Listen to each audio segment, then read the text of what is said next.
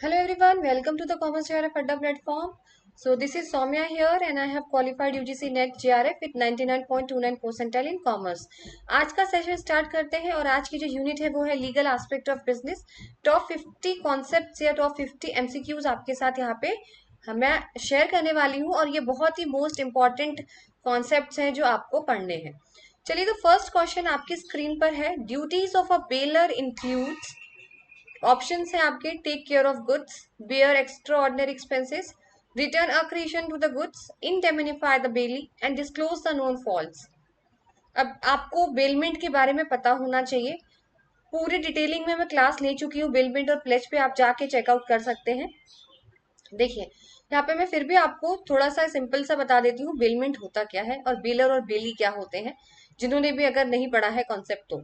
सबसे पहले बेलमेंट का क्या मतलब होता है समझिए एक चीज को। जैसे मैं हूँ, मुझे अपनी एक वॉच रिपेयर करानी है, मुझे अपनी एक वॉच रिपेयर करानी है, तो मैं एक वॉच रिपेयर वाले के पास गई, मैंने उसको अपनी वॉच रिपेयर करने के लिए दी, तो ये एक बेलमेंट है। जब मैंने उसको रिपेयर करने के लिए दी, उसने रिपेयर कर दिया और बदले में मैंने उसको पैसे दे दिए, इसे बोलते हैं बेलमेंट। ठीक है। अब बेलर और बेली क्या होता है? जो आपको सामान दे रहा है, जो डिलीवरी ऑफ गुड्स कर रहा है फॉर सर्टेन पर्पस, मैं बेलर हो गई और जो वॉच रिपेयर करके देगा वो बेली होगा। आया आपको अब समझ में? ठीक है। अब इससे बोला गया है कि बेलर की ड्यूटीज के बारे में बताइए, तो आप खुद से एक दिमाग लगाइए, सेंस लगाइए। अगर आपको नहीं भी ये क्वेश्चन आता है, उसके बावजूद भी आप ये क्वेश्चन किस तरीके से सॉल्व करेंगे, देखिए। बेलर यानी मेरी ड्यूटी, क्योंकि मैंने अपनी वॉच जो है वो जाकर रिपेयर करने वाले को दी है, तो मेरी क्या ड्यूटी रहेगी? टेक केयर ऑफ गुड्स, पहला option, take care of goods. एक बात बताइए, मेरे पास तो सामान ही नहीं है, मेरे पास तो वॉच ही नहीं है, तो मैं कैसे टेक केयर ऑफ गुड्स करूंगी? ये तो बेली का काम है। जिसको मैंने वॉच रिपेयर करने के लिए दी, ये उसकी ड्यूटी है कि वो मेरे सामान का ध्यान रखे, कहीं खो ना दे, कहीं मिसयूज ना करे। तो ये ड्यूटीज ऑफ बेली है, बेलर नहीं है, इसीलिए फर्स्ट ऑप्शन यहाँ पे रॉन्ग हो गया। बियर एक्स्ट्रा ऑर्डिनरी एक्सपेंसेस, जी बिल्कुल ठीक है। कैसे? देखिए, अगर वो वॉच रिपेयर करता है और उसने मुझसे बोला कि मैम आपकी वॉच में जो है वो कुछ ऐसे पार्ट्स यूज होंगे जो मुझे बाहर से लाने पड़ेंगे।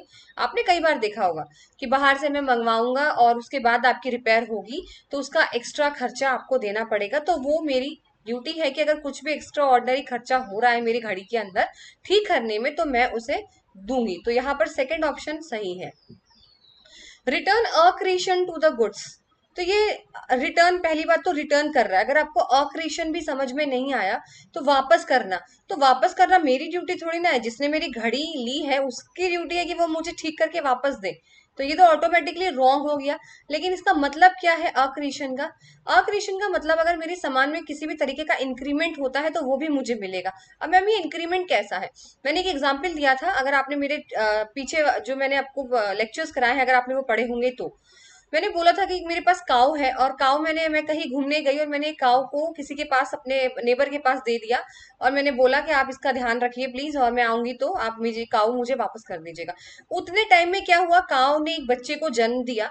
ठीक है। अब क्या हुआ, जब मैं वापस लेने आई तो उसने मुझे, क्या हुआ, मेरी काऊ तो दे दी पर उसका बच्चा नहीं दे रहा। कह रहा आपने तो सिर्फ काऊ काऊ दी थी, तो आप काऊ ले जाइए, बच्चे का आपके ऊपर हक नहीं है।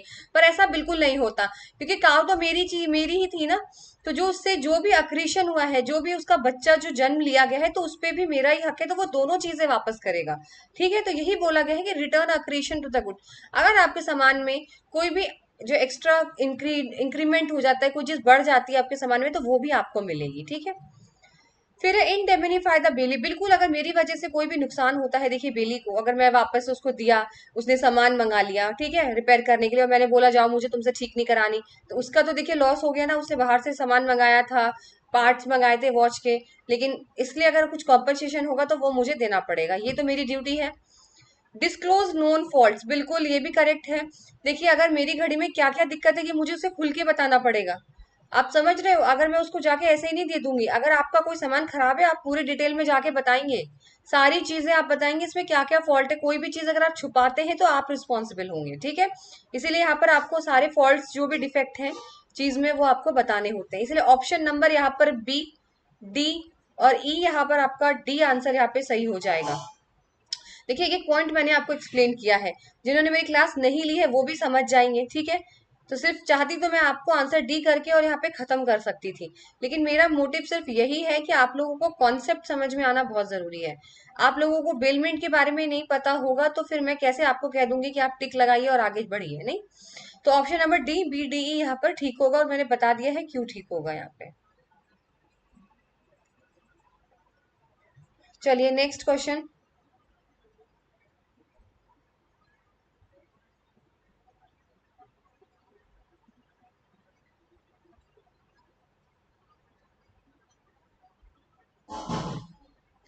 नेक्स्ट क्वेश्चन आपकी स्क्रीन पर है।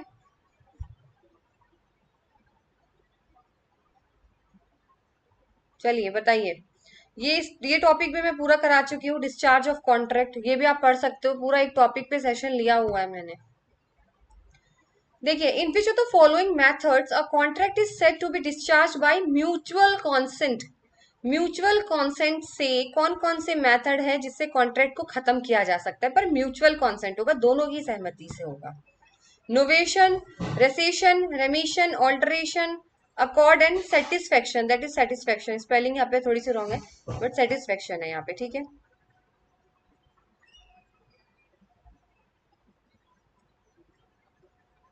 चलिए बताइए। देखिए, पहले मैं ना आपको यहाँ पर चार्ट दिखा देती हूँ, जिनको भी नहीं आता ये टॉपिक। ये देखिए, सबसे पहले तो डिस्चार्ज ऑफ कॉन्ट्रैक्ट जो है वो किस किस तरीके से होता है। डिस्चार्ज बाय परफॉर्मेंस, जब दोनों पार्टी परफॉर्म कर लेती है। Discharge by mutual consent, discharge by impossibility of performance, discharge of a contract by lapse of a time, ठीक है। Discharge of a contract by operation of law, और आपका discharge by breach of contract. Discharge by performance यानी जब मैंने आपको कोई काम दिया था, आपने वो कर दिया है, ऑटोमेटिकली जो है वो हम लोगों ने परफॉर्म कर दिया, दोनों पार्टीज ने, कॉन्ट्रैक्ट खत्म। म्यूचुअल कंसेंट, जैसे मैंने आपको अभी बताया, म्यूचुअल कंसेंट में दोनों की सहमति, पर इसके अंदर भी कौन कौन से होते हैं वो आपको याद रखने हैं। Discharge by impossibility of performance, किसी की डेथ हो जाती है तो वो इम्पॉसिबल है परफॉर्म करना, ठीक है, वो तो कैसे परफॉर्म करेगा जब वो खुद ही नहीं है, ठीक है। Discharge of a contract by lapse of time, जिस टाइम पे मैंने आपको बोला था आपने उसी टाइम पे नहीं दी, मेरी डिलीवरी नहीं करी मेरे सामान की, तो ऑटोमेटिकली डिस्चार्ज हो जाएगा कॉन्ट्रैक्ट का। टाइम इज वेरी इंपॉर्टेंट, ठीक है। Discharge bye contract by operation of law, इसके अंदर भी बहुत सारे पॉइंट्स आते हैं, वो आपको लर्न करने हैं। और discharge by breach of contract, अगर आप किसी भी तरीके से कॉन्ट्रैक्ट के रूल्स, जो रूल्स होते हैं, रेगुलेशंस, उनको अगर आप तोड़ते हैं तो डिस्चार्ज हो जाएगा। ये आप इसका स्क्रीनशॉट ले लीजिए, वेरी इंपॉर्टेंट। और मैंने आपको जो बताया इसके अंदर के आपको सारे याद करने हैं, जैसे mutual consent, contract by lapse of time, तो इसके अंदर तो नहीं होगा, but operation of law, impossibility of performance और म्यूचुअल कॉन्सेंट, इनके अंदर के भी पॉइंट्स है जो आपसे पूछे जाएंगे, मैंने पहले ही आपको बता दिया है, ठीक है।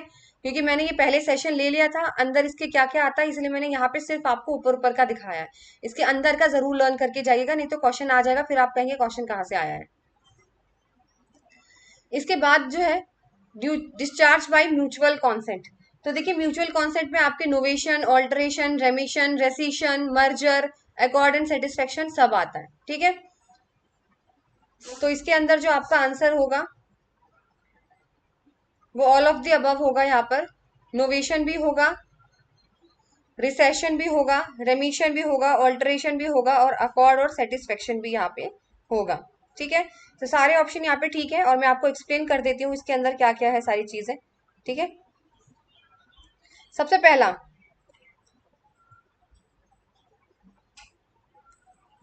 सबसे पहले इसमें क्या बोला गया है, नोवेशन। नोवेशन का क्या मतलब होता है कि पुराने कॉन्ट्रैक्ट को खत्म करके नया कॉन्ट्रैक्ट बना देना। जैसे फॉर एग्जांपल, मैंने उससे बोला तुम 10 तारीख को ना मेरा सामान डिलीवर कर देना, फिर मैंने बोला चलो छोड़ो 10 वाला हटाओ, अब तुम अगले महीने जो है 20 तारीख को देना। तो मैंने पुराना वाला कॉन्ट्रैक्ट खत्म करके नया वाला कॉन्ट्रैक्ट बना लिया, उसे बोलते हैं नोवेशन। तो ये म्यूचुअल कॉन्सेंट से ही होगा क्योंकि दोनों की सहमति है। फिर इसके अंदर है रिसेशन। रिसेशन का मतलब यहाँ पर क्या है, कैंसिलेशन। मैंने बोल दिया कि आप डिलीवरी मत करो, उसने भी बोल दिया कि मैं डिलीवर नहीं करने वाला हूँ, दोनों तरफ से कैंसिल। रेमिशन, रेमिशन क्या बोलता है, थोड़ा सा लेजर अमाउंट। जैसे कई बार आप लोगों ने देखा होगा ना, आपने किसी को उधारी में कुछ पैसे दिए होते हैं, और वो जो पैसा दे नहीं रहा होता, आपने 500 रुपए दिए होते हैं, और आप हर बार जाके उसके आगे हाथ जोड़ते हैं, यार मेरे 500 रुपए वापस कर दीजिए प्लीज, मेरे 500 रुपए वापस कर दीजिए। बोलते हैं अभी नहीं है भाई, अभी नहीं है पैसे देने के लिए।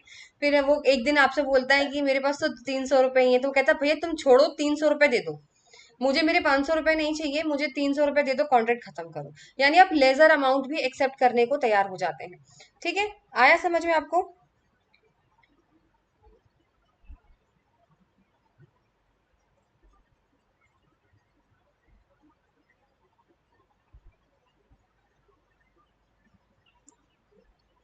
चलिए, फिर क्या है आपका ऑल्टरेशन। ऑल्टरेशन का मतलब आपने देखा हो ना, फिटिंग कराने जाते हो कपड़ों की तो ऑल्टर करके दिया जाता है, तो वही चीज है। और वही मतलब यही पे यही है, ऑल्टर करना यानी चेंज करना। जैसे आप अपनी साइज चेंज कराते हो ना, फिटिंग कराते हो, वैसे ऑल्टरेशन है। कुछ जैसे डेट चेंज कर दी, क्वांटिटी चेंज कर दिया, प्राइस चेंज कर दिया, कोई भी तरीके का अगर अपने कॉन्ट्रैक्ट में चेंज कर दिया। फिर है अकॉर्ड एंड सेटिस्फेक्शन। देखिए अकॉर्ड एंड सेटिस्फेक्शन में क्या होता है, अकॉर्ड एंड सेटिस्फेक्शन में ये होता है कि आपने कोई भी जैसे है, मैंने कोई शॉप से कोई चीज खरीदी, ठीक है, तो उसने मुझे क्या करा, मैंने उससे 100 रुपए की कोई चीज, 100 रुपए की चॉकलेट मांगी थी, ठीक है, डेयरी मिल्क की, उसने मुझे 80 रुपए वाली दे दी। लेकिन मतलब मेरा कहने का मतलब चॉकलेट से समझ नहीं आएगा आपको। जैसे ये समझिए चावल है, जैसे मैंने उसको बासमती राइस बोला था जो 100 केजी, 100 केजी के आसपास आप समझ लीजिए आता है बासमती, ठीक है, 100 रुपए किलो बासमती राइस। तो मैंने उसको बोला था आप 100 रुपए किलो बासमती राइस दे दो, पर उसने क्या किया कि उसने जो है मुझे वो थोड़े से कम क्वालिटी वाले दे दिए, 900 रुपए वाले दे दिए बासमती। 900 रुपए वाले भी, बासमती में भी कई टाइप्स होते हैं, ठीक है, तो 900 रुपए वाले दे दिए। मुझे बाद में पता चला तो मैंने कहा ये क्या है आप वापस, तो फिर मैंने बोला आप 100 रुपए दे दो, जो मुझे घाटा हुआ मैंने वो ले लिया। तो ये भी एक तरीके का क्या बोला मैंने कि ओरिजिनल ऑब्लिगेशन मैंने डिस्चार्ज कर दी है, ठीक है। मतलब यहाँ पे क्या होता है, सब्स्टिट्यूट कर देते हैं हम लोग, ठीक है। जहाँ पे एक पार्टी क्या करती है, aggregate substitute the new performance from an original obligation, ये बोला जाता है यहाँ पर अकॉर्ड। इसमें भी दोनों की सहमति ही होती है, ठीक है। चलिए, तो सारे आंसर यहाँ पे सही हो जाएंगे। तो इससे दोनों ही जो है वो सेटिस्फाई यहाँ पर हो जाते हैं। तो A B C D E D option यहाँ पे एकदम सही हो जाएगा। मर्जर होता तो भी इसके अंदर आंसर सही होता। मर्जर भी याद रखिएगा, जब आपकी कोई इंफीरियर राइट जो है उसको कैंसिल करके आप सुपीरियर राइट पे आ जाते हो। मैं समझा चुकी हूँ ये वाला टॉपिक, ठीक है।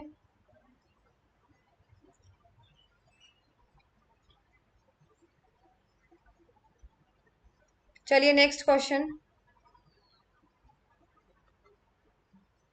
A contract of a life insurance is an indemnity, wagering agreement, contingent, assurance या फिर गारंटी, बताइए। Contract of a life insurance is an,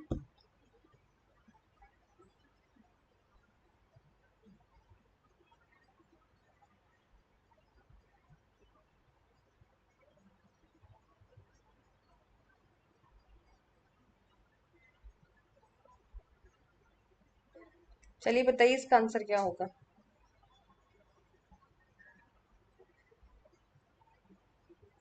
ये रिपीट भी हो सकता है क्वेश्चन, ऐसा नहीं है कि रिपीट एक बार आ गया है तो दोबारा नहीं आएगा।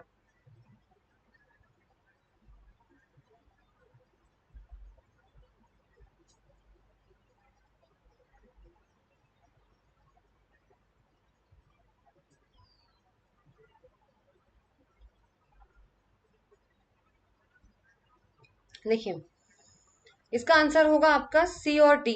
डी ऑप्शन यहाँ पे राइट हो जाएगा। कैसे? कॉन्टीजेंट एग्रीमेंट ही तो होता है लाइफ इंश्योरेंस। होता क्या है कॉन्ट्रैक्ट, जब कहते हैं कि या तो आपका पॉलिसी जब एक्सपायर हो जाएगा, जब आपको पेमेंट मिलती है, या फिर आपकी डेथ पे मिलती है। जब किसी की डेथ हो जाती है, लाइफ इंश्योरेंस क्यों कराते हैं हम, इसीलिए इसको कॉन्टीजेंट एग्रीमेंट बोला जाता है। दूसरा इसने बोला अश्योरेंस, ठीक है, इसने क्या बोला, अश्योरेंस। अश्योरेंस तो अपने आप में ये ना श्योरिटी गारंटी होगी ना, ऐसा थोड़ी ना कि डेथ हो गई तो आपको इंश्योरेंस देंगे नहीं। ये आपको अश्योरेंस, आपको गारंटी देता है कि आपको पेमेंट यहाँ पर होने वाली है, इसलिए सी और डी। वेजरिंग तो सट्टा लगाना होता है, ठीक है, तो सट्टा लगाने के लिए दो पार्टीज की यहाँ पे जरूरत होती है। यहाँ पर गारंटी क्यों नहीं हुआ, क्योंकि गारंटी वर्ड यूज नहीं करते लाइफ इंश्योरेंस में, हमेशा अश्योरेंस वर्ड यूज करते हैं। आपने कभी एड देखी है लाइफ इंश्योरेंस की, वहां पे गारंटी वर्ड यूज नहीं किया जाता, अश्योरेंस वर्ड यूज किया जाता है, ठीक है। तो सी और डी यहाँ पे आपका राइट हो जाएगा।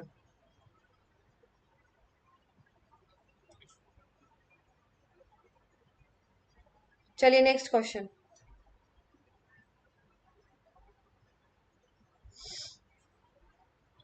The relationship between a bank and its customer is basically क्या बोला जाता है, debtor, creditor, trustee, beneficiary, principal and agent and drawer and paying.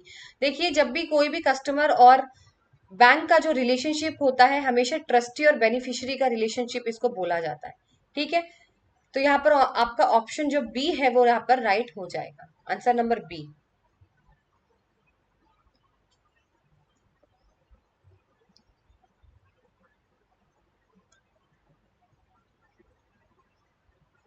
अब आपके पास एक क्वेश्चन है, मैच द कॉलम। सारे सेक्शंस आपको याद रखने हैं।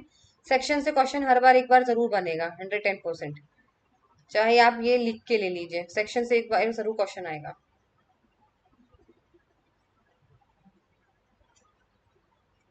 चलिए, मैच द कॉलम क्वेश्चन है ये।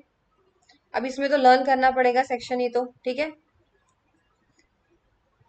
Cell by description, sale by auction, breach of warranty, transfer of title. बताइए, देखिए sale of auction 64 section, auction 64, ठीक है। वारंटी 13, वारंटी जो होता है breach of warranty section 13। Sales by description section 15 और transfer of title section 27। Option number A यहाँ पे राइट हो जाएगा, ए का फोर्थ, बी का थर्ड, सी का फर्स्ट एंड डी का सेकंड। याद जरूर कर लीजिएगा, पक्का यहाँ से क्वेश्चन है। पीवाईक्यूज उठा के देखिए, हर बार सेक्शन से क्वेश्चन आया हुआ है।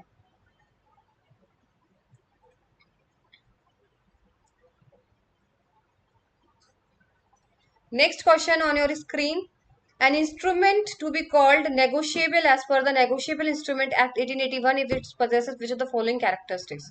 तो आपको negotiable instrument के जो है वो characteristics के बारे में पता होना चाहिए यहाँ पर। बताइए, सबसे पहला कैन बी ट्रांसफर्ड इन्फिनिटम, बिल्कुल हम ट्रांसफर कर सकते हैं इसको, ठीक है, ट्रांसफरेबल होता है। Having minimum lock in period, बिल्कुल भी नहीं, ऐसा कोई लॉक इन पीरियड नहीं होता है इसका कि इतने टाइम पे इतना टाइम, ऐसा नहीं है। ट्रांसफरेबल होना चाहिए, बताइए, बिल्कुल होता है, ट्रांसफरेबल तो है ही है, अभी बोला फर्स्ट में। Holders title free from defect, बिल्कुल कोई भी तरीके का डिफेक्ट नहीं होना चाहिए टाइटल में, जिसका है उसी का ही होना चाहिए, ठीक है। And the holder can not sue in his own name, ये गलत है, can sue in his own name. तो आपका ऑप्शन ए, सी और ई यहाँ पर सही होना चाहिए, ऑप्शन नंबर ए। चलिए, इसके फीचर्स मैं आप लोगों के लिए लेकर आई हूँ, कोई टेंशन नहीं है, आप लोग देख लीजिए जिसको नहीं पता होगा। ये देखिए, कैरेक्टरिस्टिक्स ऑफ नेगोशिएबल इंस्ट्रूमेंट, नेगोशिएबिलिटी होनी चाहिए, यानी फ्रीली ट्रांसफर कर सकते हैं हम लोग एक पर्सन से दूसरे पर्सन पे, ठीक है। दूसरा आपका property, the possessor of the negotiable instrument is presume to be the owner of the property contain therein, यानी negotiable instrument does not merely give possession but right to property also. सिर्फ इसका मतलब ये नहीं कि आपको ownership दे दी, possession दे दिया, इसमें आपका पूरा हक होता है प्रॉपर्टी पे भी, ठीक है। गुड टाइटल होना चाहिए, डिफेक्टिव टाइटल नहीं होना चाहिए, ये अभी मैंने आपको बताया यहाँ पर। Right to sue in his own name, अभी बोला था ना, होल्डर अपने नाम पे सू नहीं कर सकता, ये गलत है।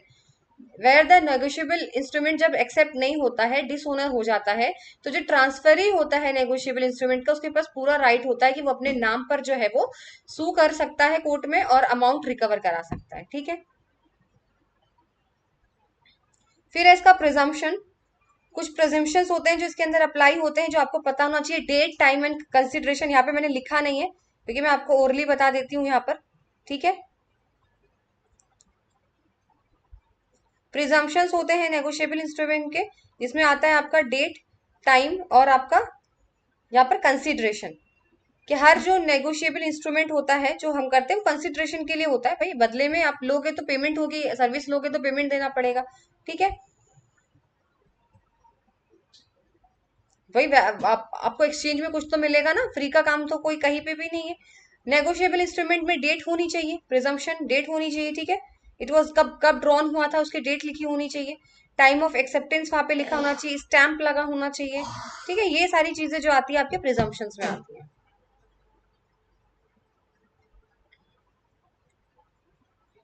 Next question,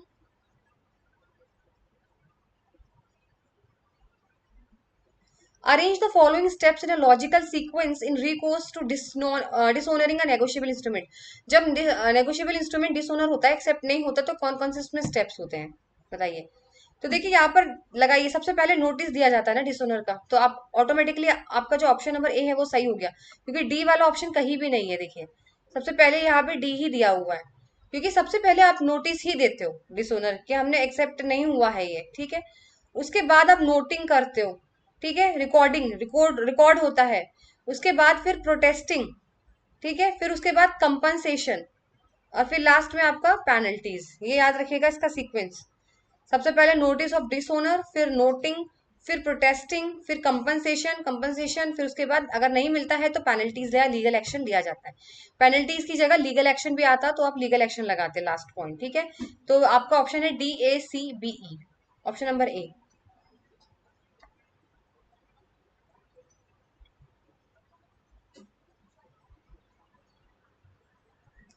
next question, schedules बताने हैं आपको कंपनीज एक्ट के schedules, schedule 1, schedule 2, schedule 3, schedule 4। Companies act के शेड्यूल्स और LLP के शेड्यूल्स आपको याद होने चाहिए।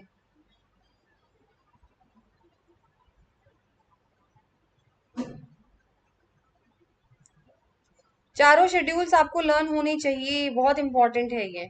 इसके भी याद होने चाहिए और आपको LLP के भी याद होने चाहिए। सबसे पहला है शेड्यूल 1। शेड्यूल 1 किसे बताता है? मेमोरेंडम ऑफ एसोसिएशन को बताता है। शेड्यूल 1 जो है वो आपका मेमोरेंडम ऑफ एसोसिएशन को यहाँ पर रिप्रेजेंट करता है। तो ए का थर्ड हो जाएगा, ए का थर्ड दो में है, बी और सी।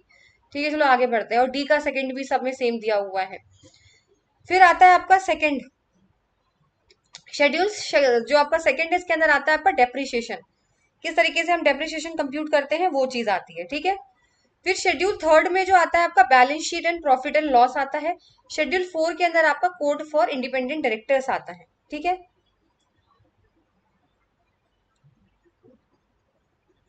तो आपका ऑप्शन मिला लीजिए यहाँ पर, ए का जो है वो थर्ड है और बी का जो है वो फर्स्ट है, तो ऑप्शन बी यहाँ पे सही हो जाएगा, ठीक है।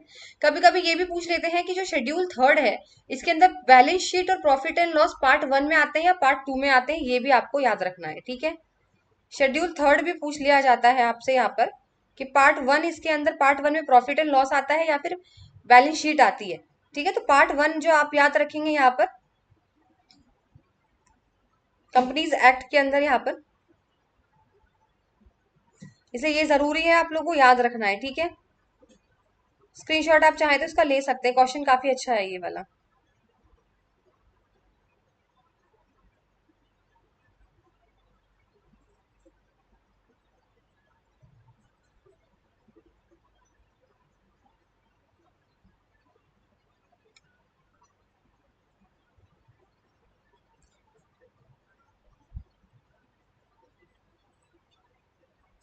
एक बार मैं आपको कंफर्म करके बता देती हूँ, शेड्यूल थर्ड जो है इसमें, ठीक है, शेड्यूल थर्ड जो आता है आपका, इसके अंदर बैलेंस शीट आती है आपकी और आपका प्रॉफिट एंड लॉस आता है, ठीक है।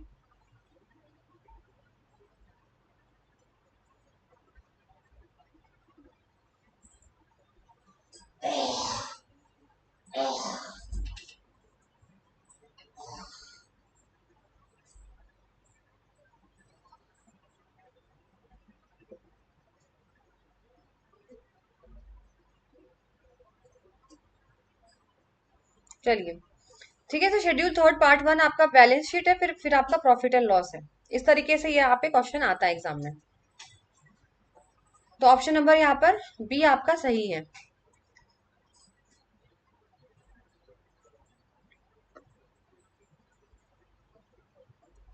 चलिए next question, all agent is personally liable to third parties in which of the following situation. जो आपके एजेंट होते हैं, जब कोई प्रिंसिपल है एक एजेंट अपॉइंट करता है कि उसके बिहाफ में आप काम करिए, तो वो थर्ड पार्टी के लिए कब लाइबल होगा? तो इसमें आपके ऑप्शन यहाँ पे दिए हुए हैं, बताइए। If agent act as an undisclosed principal, if trade uses and custom makes agent personal liable, if an agent signs a contract in principal's name, if agent acts as a named principal, if agent works for a foreign principal। बताइए।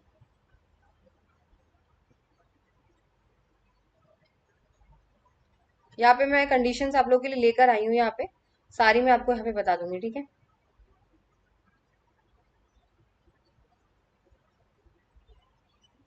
दिखा देती हूँ मैं आपको chart, ये देखिए। Agent third parties को जब लाइबल होता है, जब एजेंट एक्ट करता है एज अ फॉरेन प्रिंसिपल, ऐसा काम करता है वो।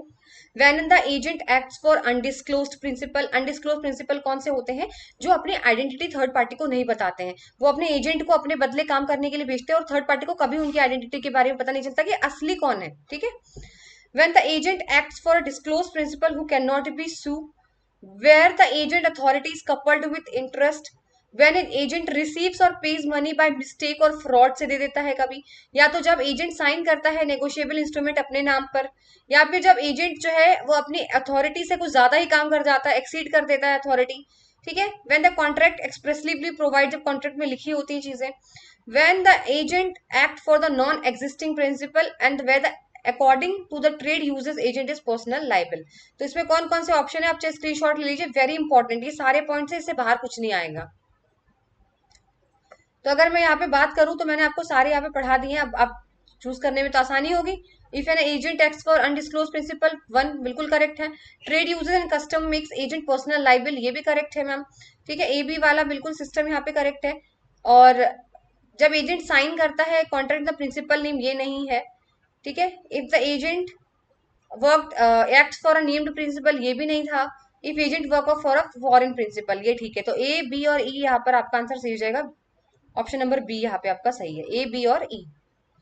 देखिए मैंने आपको बिल्कुल दे दिया है, ठीक है, पॉइंट टू पॉइंट यहाँ पे समझा भी दिया है। और आपको ये आप प्लीज आप स्क्रीनशॉट ले लीजिए, इससे बाहर कोई नहीं आएगा, थर्ड पार्टी इसके लिए इन कंडीशंस के लिए ये लायबिल रहता है agent. Next question, A sells a mobile phone to B a minor, याद रखिएगा minor, who pays for it by his check. A endorses the check to the C who takes his good faith and for value. The check is dishonored the presentation. Can C enforce payment of the check? यहाँ पर ये बोला गया है, ए ने mobile phone B को बेचा जो कि माइनर था, और माइनर ने क्या करा, चेक से पेमेंट करी। तो ए ने क्या करा, वो चेक किसी और को दे दिया, सी मतलब सी किसी और पर्सन को दे दिया, उससे उसका कुछ लेना देना था तो उसने वो चेक उसको दिया। जब वो बैंक गया वो डिसऑनर हो गया चेक। तो अब जो सी है वो किससे अब पेमेंट ऑफ चेक रिकवर करेगा, बी से करेगा, ए से करेगा, किससे करेगा बताइए। तो ऑटोमेटिकली ए से ही करेगा ना। She can enforce the payment of cheque only against A. देखिए उसको माइनर है वो बी, माइनर से आप कोई कॉन्ट्रैक्ट लोगे वो इलीगल है, वॉइड है, माइनर से कॉन्ट्रैक्ट ही नहीं करेगा। अब उसको ने उसको दिया, वो बोलेगा नहीं उसने तो मुझे बी ने दिया था। जैसे मान लीजिए मैं हूं, मैंने राहुल से, राहुल एक माइनर है, मैंने राहुल को एक मोबाइल फोन बेचा, राहुल माइनर है, राहुल छोटा है, राहुल 18 साल से कम है, राहुल ने मुझे चेक का पेमेंट दिया।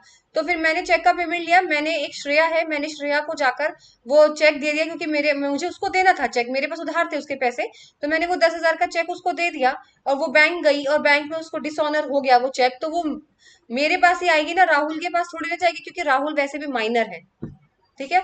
तो इस यहाँ पर आंसर आपका राइट हो जाएगा। इसे सेंटेंस जरूर, क्वेश्चंस को ढंग से जरूर पढ़िए। यहाँ पे माइनर दिया हुआ था, अगर माइनर नहीं होता ना तो चीटिंग का केस था ये तो। चलिए next question, arrange the following process of making the contract in chronological sequence first to last. बताइए, देखिए सबसे पहले ऑफर, मैं किसी चीज को ऑफर दूंगी कि आप ये लोगे, ये खरीदोगे मुझसे, ऑफर दिया ना मैंने। अगर उसने ऑफर एक्सेप्ट कर लिया, अगर उसने ऑफर एक्सेप्ट कर लिया तो वो प्रॉमिस हो गया, फिर उसके बाद एग्रीमेंट हो जाता है दोनों के बीच में, फिर कॉन्ट्रैक्ट हो जाता है। तो 43152, 43152, यानी आपका ऑप्शन यहाँ पर होगा C E B A D, C E B A D, ठीक है।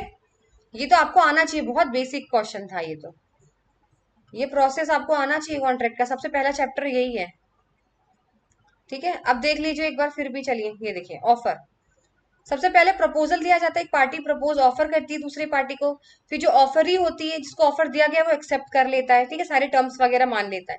फिर जब ऑफर एक्सेप्ट हो जाता है तो उसको प्रॉमिस बन जाता है वो, ठीक है। फिर आपके एग्रीमेंट फॉर्म्ड हो जाता है, जब वैलिड ऑफर है, एक्सेप्टेंस है, म्यूचुअल ऑब्लिगेशन क्रिएट हो गया तो एग्रीमेंट हो गया, फिर आपका कॉन्ट्रैक्ट हो जाता है जो कि लॉ से इन्फोर्सेबल होता है, ठीक है।